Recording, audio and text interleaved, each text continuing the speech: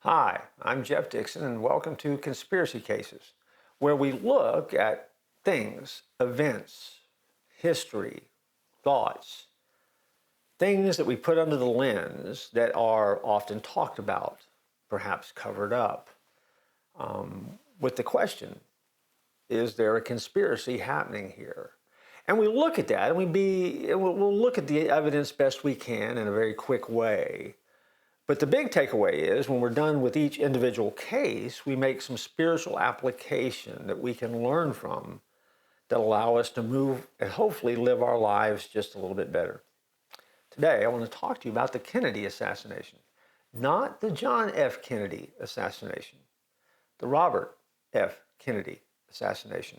Now, we're living in a political era where in the days to come, there's supposed to be all documents, all government files on the case of the assassination of Robert F. Kennedy are supposed to be released to the public. Whether they are or not, time will tell. At the time we're recording this, that has not happened yet, even though it is promised. After the assassination of John F. Kennedy in 1963, the hopes of liberal America turned to his younger brother, Robert F. Kennedy.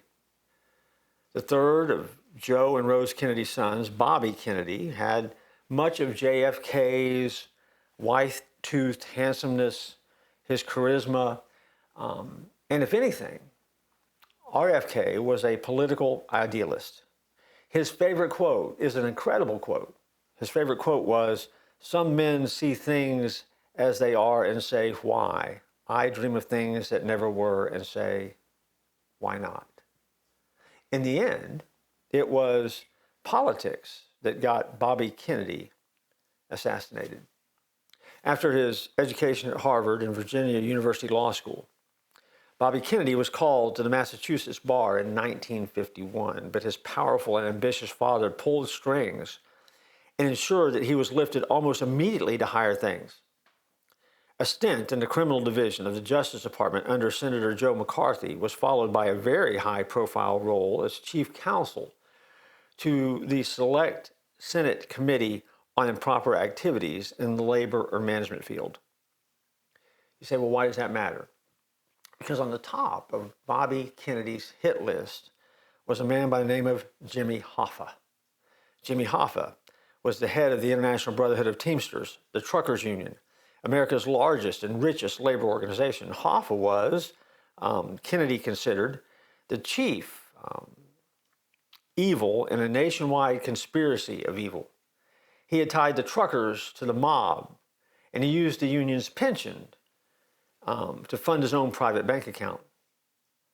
Hoffa, as a result, was belligerent, and he did not like Kennedy. He saw Kennedy as a Harvard-educated rich boy, and he was a poor boy who had come and worked his way up. And so it is safe to say that Jimmy Hoffa hated Bobby Kennedy, and Bobby Kennedy hated Hoffa. An obsessive rivalry ensured that when Hoffa was waiting at a federal court to be charged with bribery and conspiracy, he delighted in informing Kennedy publicly, "I can do 50 one-handed push-ups. How many can you do?" I mean, that was a question that actually came out of one of their interactions. RFK went home immediately and practiced until he could do 100.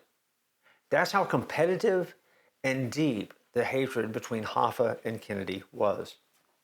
A lull in the Kennedy-Hoffa battle occurred when RFK became the successful campaign manager for his brother John's successful run to the White House in 1960. RFK's reward was the post of Attorney General in a new administration. When he immediately stepped into that role, he made an enemy of the FBI's boss, J. Edgar Hoover. Hoover wanted the FBI to focus exclusively on the old enemy, the communists. Kennedy wanted to use the Bureau to smash gangland and Hoffa in particular. Hoover and RFK developed a mutual hatred for one another. A psycho is what Kennedy called Hoover. And Hoover responded by calling Kennedy a sneaky little SOB. And so the back and forth went. To get at RFK, Hoover at some point in the early 60s gave Hoffa the files he created on Kennedy and the affairs that the Kennedy brother had been involved in. It didn't go well. It didn't stop anything. Hoffa went to the penitentiary anyway. And in 1967, Hoffa boldly proclaimed that he had taken out a contract on RFK.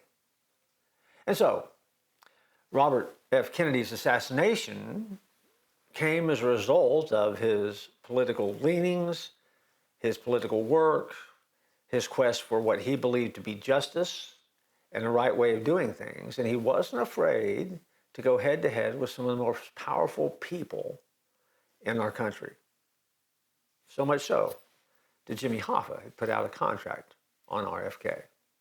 Is that what got him killed? Is that what got him assassinated?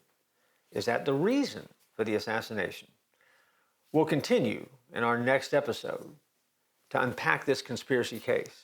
And so we're looking at the Kennedy assassination. Not John, but Robert. I look forward to joining you next time.